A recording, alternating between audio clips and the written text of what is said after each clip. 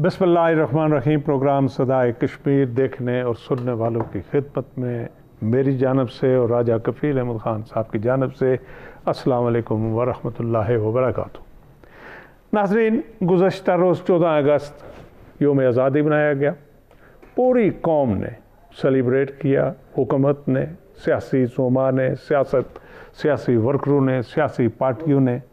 आज़ाद कश्मीर, पाकिस्तान, चारों सूबों में मैं समझता हूँ कि कोई शख्स अपने घर में नहीं रहा। हर एक के हाथ में झंडी भी थी और शाम को आतिशबाजी भी। देखना यह है कि क्या इस 14 अगस्त की ये जो खुशियाँ बना रहे हैं और इसी तरह हमारे साथ मकबूजा कश्मीर में भी लोगों ने उसी तरह जश्न मनाया जिस तरह हम पाकिस्तान में बैठ के आज़ादी में रहते हुए आज़ाद इंसान की हैसियत से जो जश्न मनाया, इसी तरह मकबूजा कश्मीर में भी लोगों ने उस जहल में रहते हुए जुल्म और सितम के और बंदूकों की नोक पर सामने रखते हुए उन्होंने भी जश्न आज़ादी बनाया और पाकिस्तानी अलम जो थे वो हर घर में, हर स्ट्रीट में वो बुलंद किए गए। उनके साथ जो जुल्म और सितम हो रहा है वो तो एक तारीख़ का हिस्सा है और पूरी दुनिया देख रही है, लेकिन हमने ये देखना है कि क्या इस जश्न आज़ादी से हम कोई हमारी बासियत कौम हम कोई सबक भी सीख रहे हैं। लेकिन बहरहाल इस पर तफसीलन गुफ्तगू करने से पहले मैं ये चाहूँगा कि आज़ाद कश्मीर में इसी जश्न के हवाले से हमारे सदर आज़ाद कश्मीर और वज़ीर आज़म आज़ाद कश्मीर ने जिस तरह से वहाँ फ्लैग होस्टिंग का जो वहाँ झंडा बुलंद किया, जिस तरह से वो सेरेमनी हुई और तमाम ज़ुमा जो थे उसमें तशरीफ़ लाए और उन्होंने जो तकरीर फरमाई, मैं ये चाहूँगा कि सदर आज़ाद कश्मीर की तकरीर जो है नाज़रीन आप सुने कि उन्होंने हिंदुस्तान को क्या पैगाम दिया। पैवाने सदर मुजफ्फराबाद में मुनक्कद हुई, जिसमें सदर आज़ाद कश्मीर सरदार के ऊपर आज जुल्म हो रहा है और जिनके भाई बहन इस तरीके से मारे जाते हैं जिस तरीके से कुर्बानी के जानवर बांध के मारे जाते हैं। मैं अहलियान जम्मू से गुजारिश करता हूँ, मैं अहलियान लद्दाख से गुजारिश करना चाहता हूँ कि आपकी शनाख्त की लड़ाई इस वादी में लड़ी जा रही है। उन्हें खुदा अकेला न छोड़े उन्हें। और ये मेरी बात याद रखे कि अगर वो कश्मीरी हार गए तो रियासत जम्मू कश्मीर वो रियासत जम्मू कश्मीर नहीं होगी जिसे हम जन्नत नज़ीर कहते थे। यहाँ पर भाईचारे के बुनियाद पर हर मजहब के लोगों को बराबरी के तौर पर जिंदा रहने का हक हासिल था। ये सबकी जिम्मेदारी है, ये हमारी भी जिम्मेदारी है। हमारी दुआ है कि अल्लाह ताला पाकिस्तान को मजबूत करे, मुस्तहकम करे, सियासी तौर पर, इक़्तिसादी तौर पर। इस तकरीब में जो खिताब किया उनके ख्यालात आपने सुने, लेकिन इसी के साथ मैं ये चाहूँगा कि पाकिस्तानी कौम और वज़ीर आज़म पाकिस्तान भी एक इस बच्चे को देख लें कि वो नंगे पाँव किस तरह अपने इस कचरे से वो पैसे इकट्ठे करते हैं, कचरे से यानी बेचकर तो पैसे हासिल करते हैं और उस पैसे से वो फ्लैग ख़रीदता है और वो ये फ्लैग अपनी साइकिल पर लगा कर तो वो पाकिस्तान की खुशी में शामिल होता है। क्या वज़ीर आज़म पाकिस्तान इन बच्चों को ये जो अपने कचरे से अपना रिज़्क़ तलाश करते हैं, इनके पाँव में शूज़ पहनाने की कोशिश कभी करेंगे? क्या इनको भी साफ़ सुथरे कपड़े मिल सकेंगे? क्या इनको भी स्कूल पढ़ने के लिए वो कोई स्कूल मिल सकेगा? हमने तो वज़ीर आज़म पाकिस्तान के उस मंशूर को और उनकी उन तकारीर को सुना था कि 3 करोड़ बच्चे मेरे स्कूलों से बाहर हैं। मैं अपने इक़्तिदार में आकर सबसे पहले उन बच्चों को स्कूल में दाखिल करूँगा। जनाब वज़ीर आज़म, अब तो तकरीबन 2.5 साल गुजर चुके हैं, कोई एक बच्चा, और मैंने ये चाहा है कि इन बच्चों को आपको दिखा सकूं कि ये नंगे पाँव बच्चे पाकिस्तान के साथ कमिटेड हैं, पाकिस्तान जिंदाबाद के नारे लगा रहे हैं, लेकिन इनके पाँव में जूती भी नहीं और जिस्म पे कपड़े भी नहीं हैं। इसी के साथ मैं ये चाहूँगा नाज़रीन कि आज हम इस प्रोग्राम की तवासत से, और मैं राजा कफ़ील साहब से भी गुजारिश करूँगा कि हमारे साथ मेहमान हैं टेलीफोन लाइन पर जनाब अकरम सोहेल साहब, जो साबिक़ principal secretary to the prime minister of आज़ाद जम्मू कश्मीर, जनाब सरदार सिकंदर अय्याज खान साहब के साथ एक तवील अरसा वो एज ए प्रिंसिपल सेक्रेटरी रहे, और उन्होंने 4 पॉइंट जो एजेंडा था, जो जनरल परवेज़ मुशर्रफ ने एक इंडियन हुकूमत से, वाजपेयी से नेगोशिएट करके उसको सामने लाया था, और हुर्रियत कॉन्फ्रेंस थे, बातचीत के बाद, उनके एग्रीमेंट के बाद, उनकी सलाह और कॉन्सेंट के बाद जो सामने लाया था। मैं समझता हूँ कि 73 सालों में कोई एक अगर कोई सक्सेस स्टोरी, कोई माइलस्टोन नज़र आता है तो वो 4 पॉइंट एजेंडा हमारे सामने, हमारी तारीख का एक हिस्सा बना हुआ है, जो कोई भी पॉलिटिकल लीडर आज तक इस किस्म की कोई सक्सेस स्टोरी अचीव नहीं कर सका। हम आज ये चाहेंगे कि उस 4 पॉइंट एजेंडा पर आप नाजरीन को तफसीलात बताएं, और ये तफसीलात जनाब अकरम सोहेल साहब बताएंगे। अकरम सोहेल साहब अस्सलाम वालेकुम। जी वालेकुम सलाम गदेज साहब, बहुत मेहरबानी। जी, हम आपके मशकूर और शुक्रगुजार हैं, चूँकि आप एक दानिश्वर भी हैं, एक शायर भी है, एक लिखने पढ़ने का, और इससे हटकर आप ब्यूरोक्रेसी में एक आला ओहदे पर रहे हैं और चश्मदीद गवाह हैं। 4 पॉइंट जो का एजेंडा था जनरल परवेज़ मुशर्रफ के दौर में, और वो तकरीबन साइन होने वाला था, लेकिन उसके ख़िलाफ़ ये मैं समझता हूँ कि कश्मीरियों के ख़िलाफ़ एक साजिश हुई, और उस साजिश की नज़र जनरल परवेज़ मुशर्रफ हो गए। तो हम आपको अपने इस प्रोग्राम में वेलकम कहते हैं, और चाहते हैं कि उस 4 पॉइंट के हवाले से अगर कोई तफसीलात बता दें। मेरे साथ जनाब राजा कफील अहमद खान साहब भी बैठे हुए, एडिटर है अपनी जम्मू कश्मीर अखबार के। तो जी जनाब अकरम साहब। पहले तो मैं आपका शुक्रिया अदा करता हूं जी, सच टीवी के ज़रिए, कि आपने इस निहायत अहम तारीख़ के उस मोड़ पे बात करने का मौका दिया है। साबिक़ सदर पाकिस्तान परवेज़ मुशर्रफ के 4 निकाती फार्मूला पर बात करने से पहले इस फार्मूले का थोड़ा सा मैं अगर तारफ़ करा दूं कि ये फार्मूला 2002 के बाद इंडिया और पाकिस्तान के दरमियान कश्मीर पर बैकडोर डिप्लोमेसी के ज़रिए ज़ेर बहस आया था, और उस वक्त इसको CBMs यानी कॉन्फिडेंस बिल्डिंग मैयर्स के तौर पर भी लिया जा रहा था दोनों मुल्कों के दरमियान, और इस पर पाकिस्तान और भारत दोनों मुल्कों के सफारतकार भरपूर तरीके से काम कर रहे थे।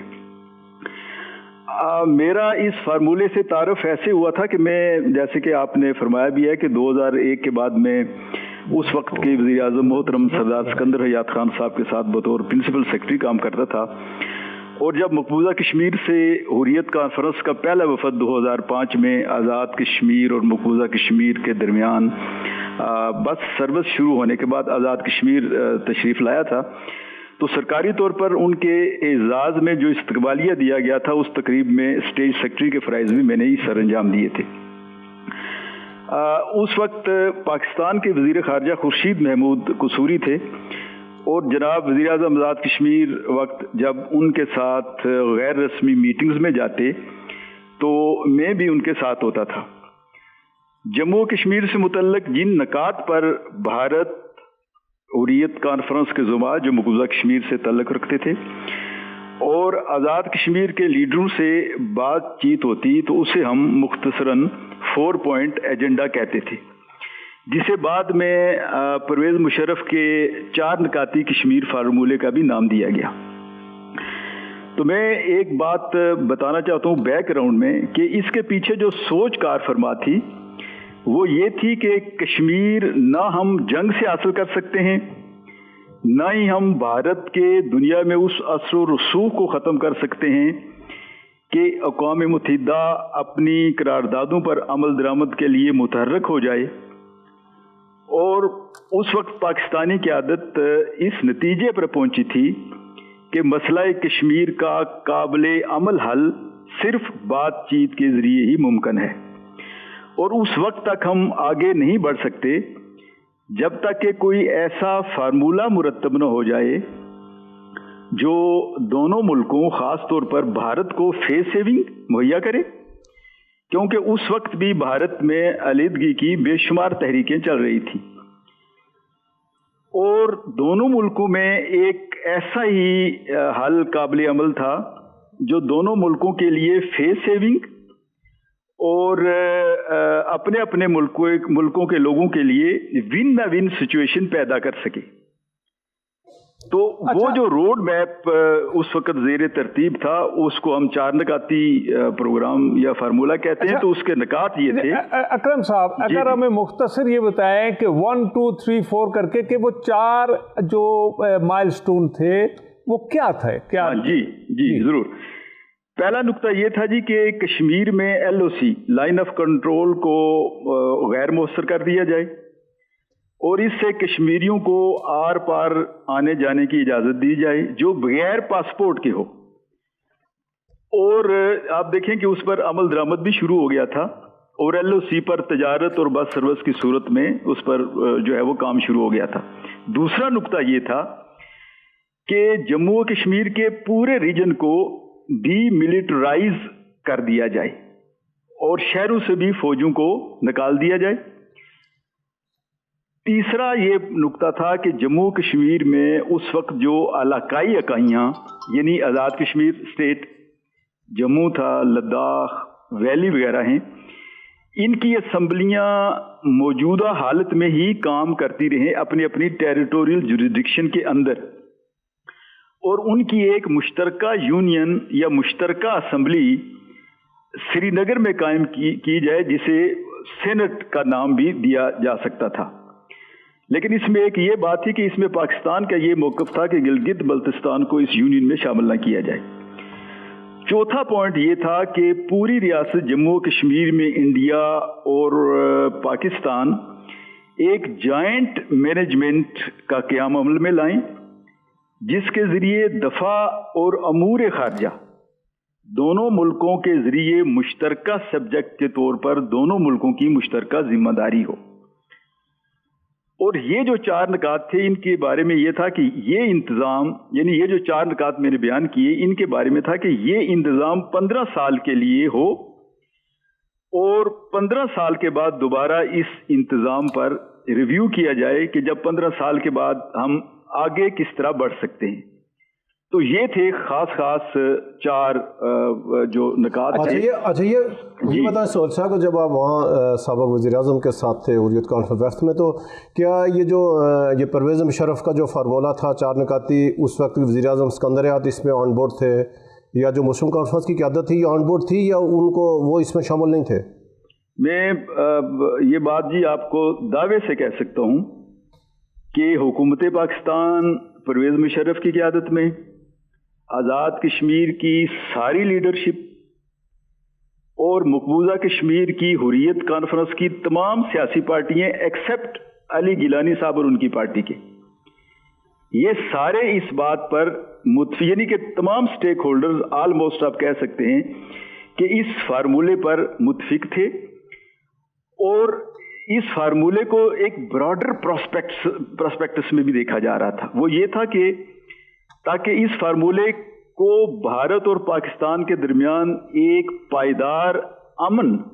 اور جنگی ماحول سے دونوں ملکوں کے لوگوں کو نکالنے کے لیے. اچھا یہ بتائیں کہ یہ جب اتفاق تھا آزاد کشمیر کی قیادت کا بھی حریت کانفرنس کا پاکستان ذرا یہ فوجی حکومت تھی وہاں کسی کو ضرورت نہیں تھی اختلاف کریں گے تو پھر رکاوٹ پھر کہاں سے کس نے ڈالی کہ یہ آگے کیوں نہ بڑھ سکا؟ یہ میرا خیال اگر اس میں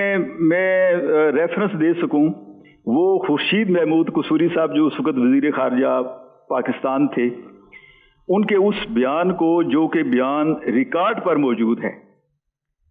کہ جس میں انہوں نے کہا تھا کہ اگر پرویز مشرف اور اس حکومت کو اور 6 ماہ اقتدار میں رہنے دیا جاتا تو اس امن فارمولہ یا 4 نکاتی کشمیر فارمولہ پر پاکستان اور بھارت کے درمیان دستخط ہو جاتے. اچھا اکرم سہیل صاحب یہ اس وقت آپ کی اس اور خورشید قصوری صاحب کے اس بیان سے پتہ یہ چلا کہ پاکستان میں کوئی ایسی فورسز ہیں کہ جب کشمیر کا معاملہ کسی اچھے پیرائے میں حل ہونے کے قریب آتا ہے تو ان کو سبوٹاج کیا جاتا ہے. اس حوالے سے آپ کا کیا خیال ہے؟ چونکہ 73 سالوں میں ہمیں یہی کچھ دیکھنے کو مل رہا ہے کہ کہیں فیلئر جو ہے وہ پاکستان ادھر یہاں کی فیلڈ سے نظر آتا ہے. جی دیکھیے کہ جو یہ آپ کا سوال ہے یہ میں اگر یہ کہوں کہ اصل میں جو مسئلہ کشمیر ہے جس صورت میں آج یہ موجود ہے اگر ہم یہ کہیں کہ مسئلہ کشمیر پر امن ذرائع के मौके खोने का नाम आज रह गया है। पुरअमन ज़राए से कश्मीर के मसले को हल करने के मौके खोने का नाम रह गया है। और मैं आपको वो तो नहीं कह सकता कि परवेज़ मुशर्रफ को क्यों उतारा गया, वो एक अलग पूरा एक टॉपिक है और उसमें अगर आप जाएंगे तो बहुत तफसील में जाना पड़ेगा। लेकिन अगर जो इन बिटवीन जो स्टेटमेंट है खुर्शीद महमूद कसूरी का, इन बिटवीन अगर आप देखें कि इतना बड़ा वाकया, इतना बड़ा एक अरेंजमेंट हो रहा था, या एक इंडिया और पाकिस्तान जो 70 साल से जिसके अमन को, जिसकी इस पूरे बरसीर की सलामती को, यहाँ के लोगों की रोजी रोटी को जिसकी वजह से ये लोग यरगमाल बने हुए हैं, वो मसला हल हो रहा था और Kashmir as a state of conflict की बजाय अकरम सोहेल साहब, ये जो यूनियन, यानी अकरम सोहेल साहब, जब ये 2006 में ये फार्मूला का ऐलान किया परवेज़ मुशर्रफ ने, यानी मुख्तलिफ टॉक शोज़ में किया, ऑफिशियल उसने कोई इसको ऐलान नहीं किया, या किसी कमेटी में या काबीना ने या कोई कोर कमांडर इजलास में, यानी जो बाज़ाब्ता फोरम पे ये अच्छा एक मिनट, यानी ये फोरम से ये तजवीज़ें नहीं आई। दूसरा, जब ये 2006 से हुआ तो 2006 से 2008 में 2008 में जगह पर परवेज़ मुशर्रफ की इक़्तिदार 2 साल रहे हुकूमत में, तो इंडिया की तरफ से इस 2 सालों में इस फार्मूले के ऊपर इसको ऑन नहीं किया गया, इसको इंडोर्स नहीं किया गया। वहाँ के वाजपेयी की तरफ से कोई नहीं, तो फिर कहीं एक ही वन साइडेड थी ये तजावीज़ सारियाँ। अच्छा, मैं आपको इसकी मिसाल देता हूँ कि इंडिया ने किस तरह इसको इंडोर्स किया था।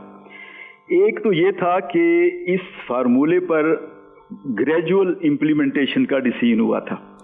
अब मुझे बताएं कि ये जो मकबूजा कश्मीर था, ये तो इंडिया का उस वक्त भी हिस्सा था, आईनी हिस्सा था, और कोई आदमी कश्मीर से वीज़ा, इंडियन वीज़ा लिए बगैर कश्मीर में नहीं जा सकता, कभी नहीं, तो सवाल भी नहीं था जी।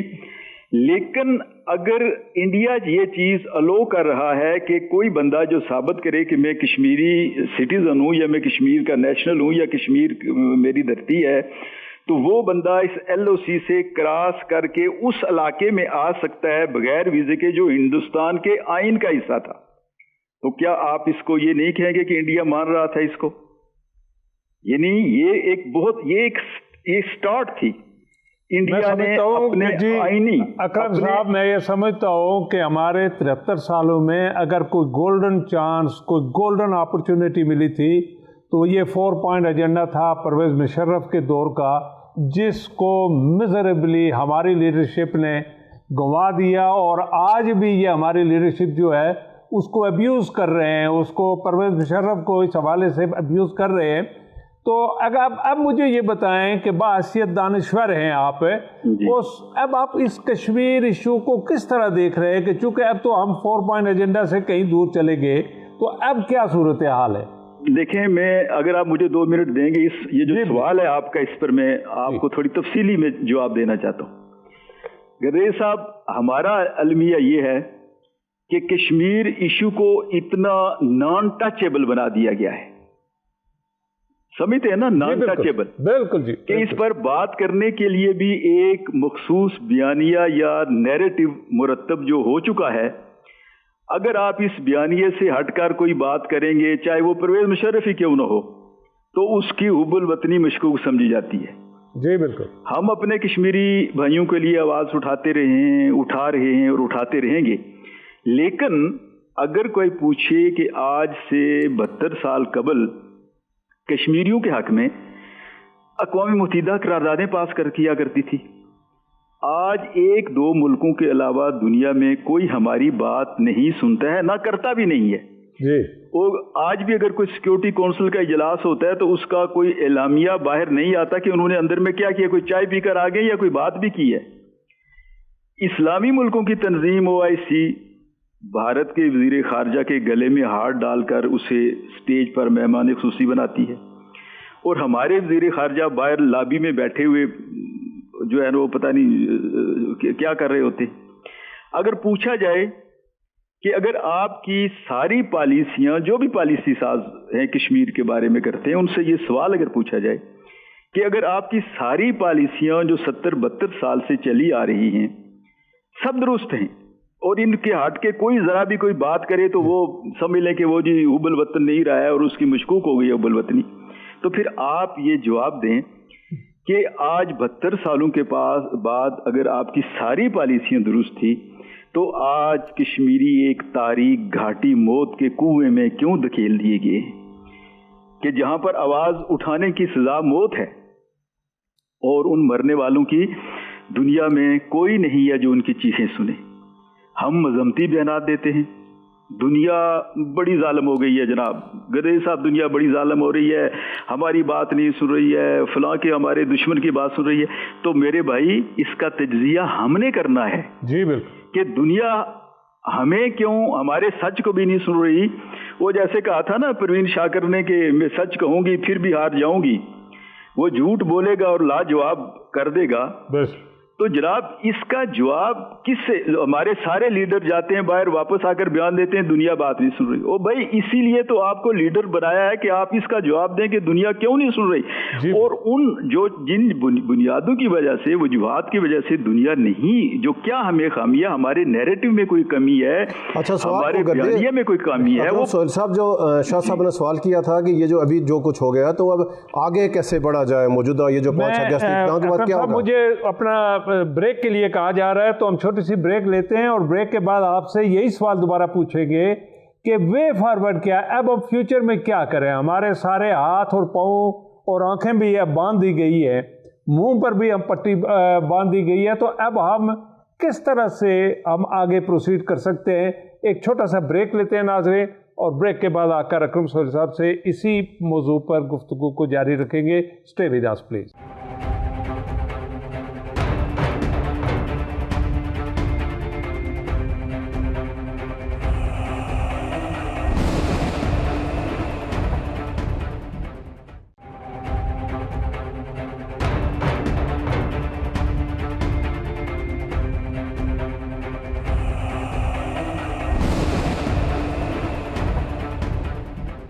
جی ویلکم بیک ناظرین۔ جی اکرم صاحب جی مختصر اگر پلیز مجھے اس کا کہ وے فارورڈ کو کیا تجویز کرتے ہیں؟ وے فارورڈ اگر آپ سننے کی آپ میں ہے ہمت تو میں بتا دیتا ہوں۔ جی وہ یہ ہے جناب، مسئلہ کشمیر کی یعنی کشمیر کی آزادی کے لیے، جی میں دوبارہ کہتا ہوں کہ کشمیر، جموں و کشمیر کی آزادی کے لیے سب سے پہلے آپ مسئلہ کشمیر کو آزاد کریں۔ میری بات میرا خیال سمجھ رہے ہوں گے؟ بالکل، مسئلہ کشمیر کو آزاد کریں اور یہ کام کشمیریوں کے ذمہ لگائیں، یہ دنیا میں جا کر اپنی آزادی کی بات کریں اپنے، اور جو ہمارا ٹینک ہے، ہمارے جو لوگ ہیں، ہمارے لیڈر ہیں، یہ ان کو میں کہتا ہوں گدے صاحب 1 مہینے کا ٹائم دیں کہ یہ ایک دستاویز بنا کر کشمیری قوم کے سامنے پیش کریں کہ کیوں دنیا آج ہماری بات نہیں سن رہی ہے، ان اپنی خامیوں کو، کمیوں کو، کیا کوئی بیانیے میں جو ہمارا نیریٹو ہے اس میں کوئی خامی ہے کہ دنیا بات نہیں سن رہی ہے؟ تو اگر ہم ان چیزوں کو، اور سب کو پتا ہے، لیکن ہم سچی بات ہے کہ ہم سب کو پتا ہے کہ کیا کمی ہے، اور لیکن ہم مصلحت کے مارے ہوئے ہیں لوگ۔ اکرم صاحب میرے پاس چونکہ ٹائم ختم ہو گیا تو میں انشاءاللہ پھر دوبارہ ہم اسی موضوع پر آپ کو زحمت دیں گے۔ ناظرین یہ تھے ہمارے ساتھ اکرم سہیل صاحب، سابق principal secretary to the prime minister of Azad Jammu Kashmir. یہ آزاد کشمیر کے ایک بڑے پڑھے لکھے دانشور اور شاعر ہیں، اور اس وقت میں سمجھتا ہوں کہ کشمیر کے لیے جو درد دل رکھتے ہیں، ان کی تحریریں اخبارات میں اور مختلف آپ پڑھتے ہوں گے، تو یہ ایک صاحب الرائے لوگ ہیں۔ اگر ہم لوگ آئندہ اگر ان کی رائے لے کر اگر کوئی راستہ متعین کر سکتے ہیں تو جی راجہ صاحب آپ کا کیا خیال ہے اس جو میں؟ اکرم سہیل صاحب نے باتیں کی، ہم نے تو اپنے کئی پروگرام میں کہا کہ کشمیر کی تاریخ میں، جو پاکستان کی سیاسی تاریخ میں ایک ہی پرویز مشرف ہے جس نے مسئلہ کشمیر پر جو جمود تھا اس کو توڑا، اور اس نے کہا کہ زمینی حقیقت کو تسلیم کیا اور کہا کیسے نہیں۔ لیکن اس سے شاہ جی جب 1999 میں واجپئی لاہور آیا تو آپ کو یاد ہوگا جو اعلان لاہور ہوا تھا، نواز شریف اور واجپئی نے، تو اس میں کیا تھا؟ یہ چیزیں تھیں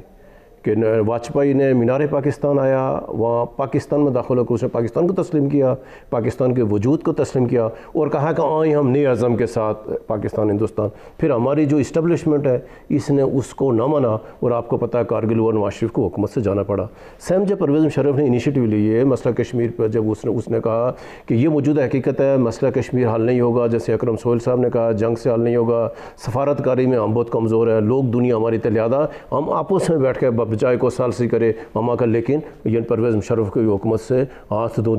دھونا پڑے اس کو لیکن ابھی آپ نے جو پرائم منسٹر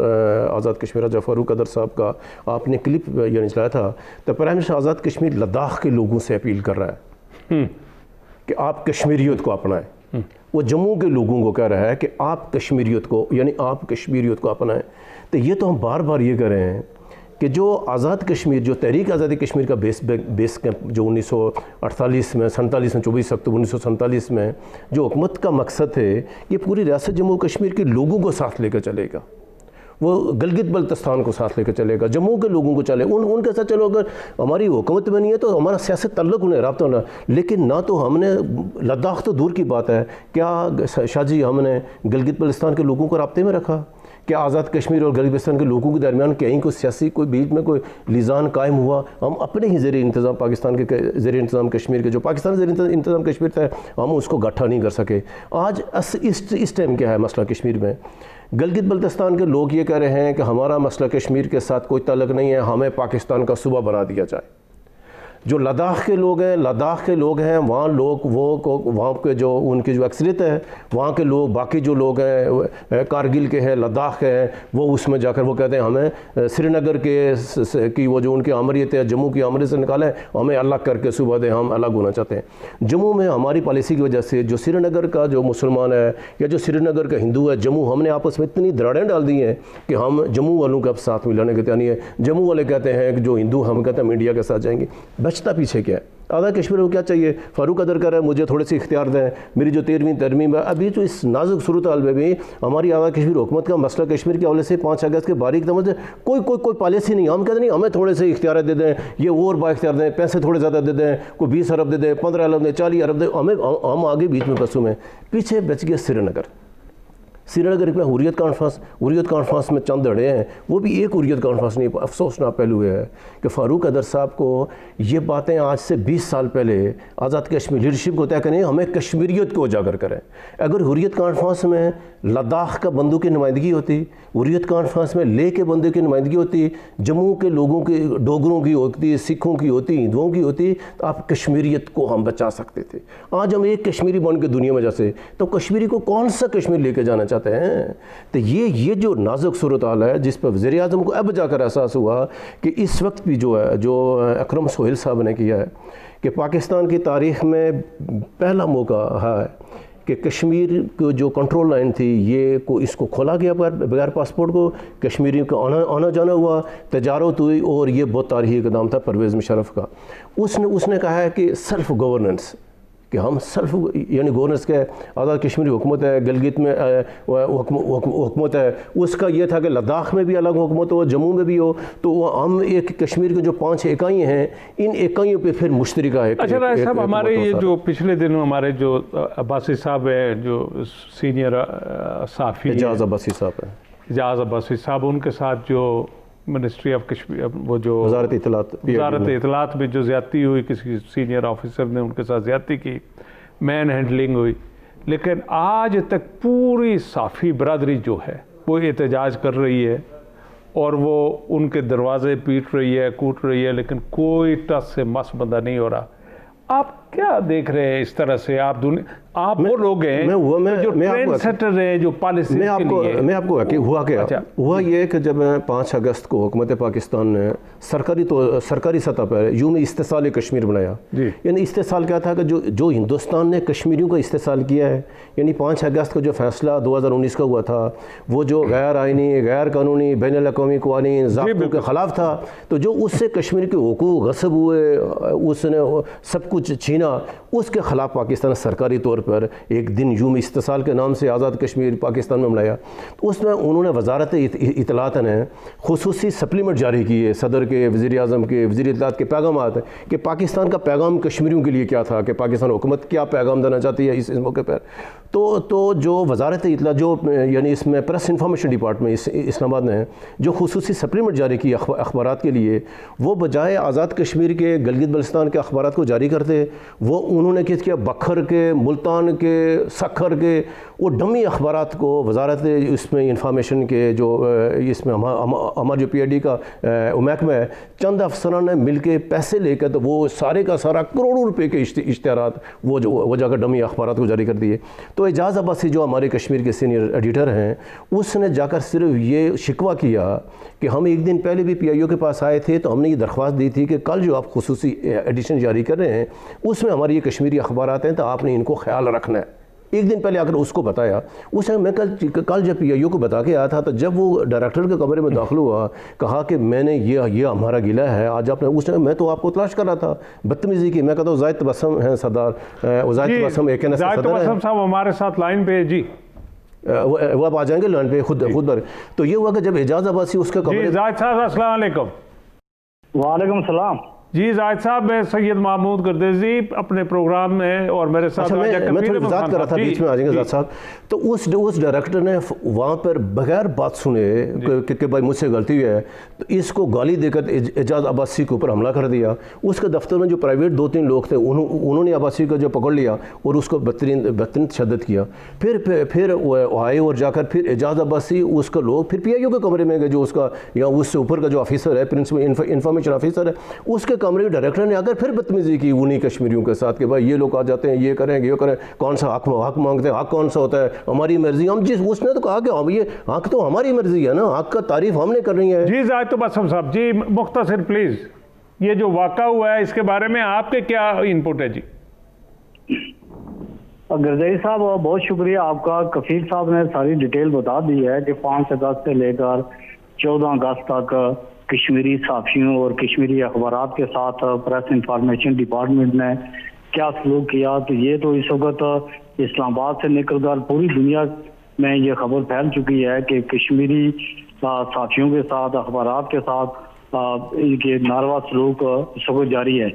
AKNS کا یہ موقف ہے کہ جو سینئر صحافی ہمارے اعجاز عباسی کے ساتھ جو زیادتی ہوئی ہے، پھر جھوٹی FIR درج کی گئی ہے، اور اس کے بعد 13 اگست کو جب پورے کشمیری پاکستان کے ساتھ یوم تشکر منانے کی تیاریاں کر رہے تھے اور اپنے پیڈ لوگوں کے ذریعے کشمیری صحافیوں کے خلاف پریس انفارمیشن ڈپارٹمنٹ میں پروٹیسٹ کرایا گیا، اور 14 تاریخ کو انہوں نے تمام کشمیری اخبارات کو بلیک آؤٹ کر دیا. میں یہ سمجھتا ہوں کہ یہ بہت بڑی ناانصافی ہے، بہت بڑی زیادتی ہے، اور کچھ لوگ ایسے ہیں کہ جو اہل پاکستان اور کشمیریوں کے درمیان نفرت پیدا کر رہے ہیں. یہ چھوٹا سا واقعہ تھا، اس میں بڑی مہربانی، آپ کا انپٹ سب نے لے لیا. جی رائے صاحب، تو آپ اس کی کوئی آگے پروسیڈنگ کوئی آپ نے ہمارا مطالبہ کیا تھا؟ ہم نے افسوسنا پہلے یہ تھا کہ اگر تو اس پہ ہم نے جا کر اگلے دن پی آئی او سے ملاقات کی درخواست دی کہ اس کی آپ تحقیقات کرائیں. اگر تو اعجاز عباسی کو قصوروار ہوا تو اعجاز عباسی کو سزا ملنی چاہیے، آپ تحقیقات تو کرائیں نا. تو اس پرنسپل انفارمیشن آفیسر نے تحقیقات کرنا گوارا نہیں کیا. پھر ہمارے پر ایک اور ظلم کیا گیا کہ اعجاز عباسی کے اوپر اسی آفیسر نے من گڑت FIR، یعنی اگر آپ FIR کے الفاظ پڑھیں نا تو ہر بندے کو شرم آئے گی کہ یار یہ 20 گریڈ کا آفیسر اس طرح کے الفاظ، اس طرح کے الزامات کے ایک وہ، یعنی میرے آفس میں داخل ہوا، ٹیبل توڑا، پستول نکارا، میرے سر پہ پستول رکھا، دھمکی تھی میں تمہیں بھون ڈالوں گا، میں PIO کی اس بلڈنگ کو بم سے اڑاؤں گا. وہ عجیب سی بات کو 20 گریڈ کے افسر کشمیر کے سینئر 3 ایڈیٹر کے اوپر اس طرح کے الزام لگاتے ہو. اور پھر FIR کا پھر کیا کہ 13 اگست کو سرکاری ملازمین کو گٹھا کر کے ہمارے خلاف مظاہرہ کرا دیا PID کے باہر. یعنی افسوس بھائی کوئی پوچھنے والا نہیں ہے. ہم کہتے چلو ایک آفیسر کو. پھر کیا ہوا کہ کل جو 14 اگست کو انہوں نے پھر میڈیا جاری کیا پاکستان کے یوم آزادی کے موقع پر، کوئی تقریباً 573 اخبارات سے زائد ہیں. پورے پاکستان کے اخبارات کا میڈیا جاری کشمیر والوں نے جاری کیا. یعنی ہم نے یہ پہلا یوم آزادی بنایا کہ جس میں ہم نے نقشے میں بھی کشمیر کو شامل کیا ہوا تھا. یہ سارا کشمیر ہمارا، عمران خان وزیر خارجہ صاحب بڑے دعوے کہ بھائی یہ لائن کھینچ دی، آج سے کشمیر ہمارا ہوا، گلگت بلتستان آزاد کشمیر، سارا سب کچھ. ایک آفیسر 20 گریڈ کا آفیسر پکڑ گیا. اس نے کہا نہیں آج ہمارے ساتھ جو ہمارے جو وزارت اطلاعات کے جو عقل کل ہے، انہوں نے جو ہمارے صحافیوں کے ساتھ جس انداز میں اور جس رویے کا اظہار کیا یا جس طرح سے یہ اشتہارات یا اس حوالے سے جو وہ ٹریٹ کر رہے ہیں، میں یہ سمجھتا ہوں کہ یہ ہمارے جو پڑھے لکھے انتہائی دانشور قسم کے وزیر اطلاعات ہے جناب شبلی صاحب، انہیں اس پر فوری غور کرنا چاہیے. اور ایسے آفیسر کو جو ڈسکریمنیشن کا سبب بن رہے ہیں، پیدا کر رہے ہیں، اور ایسے جاہل مطلق آفیسر ان کو فوراً اپنی اس منسٹری سے فارغ کرنا چاہیے، انہیں کہیں پولیس میں بھیج دینا چاہیے کہ جہاں وہ لوگوں کو پورا دن دھکے دیں اور کسی اس قسم کی جو جگہ ہوتی ہے۔ ناظرین، اسی کے ساتھ میں جو دوسری اہم ترین بات جو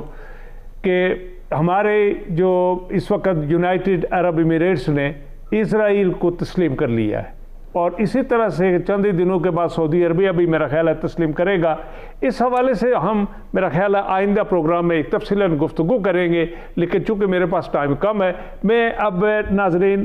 آزاد کشمیر کے وزیر اعظم جناب فاروق حیدر خان صاحب کی اسپیشل اٹینشن چاہوں گا، اور ان کی توسط سے جناب PWD کے جو SCs ہیں ان کی توجہ چاہوں گا، اور اسی طرح سے ان کا جو PND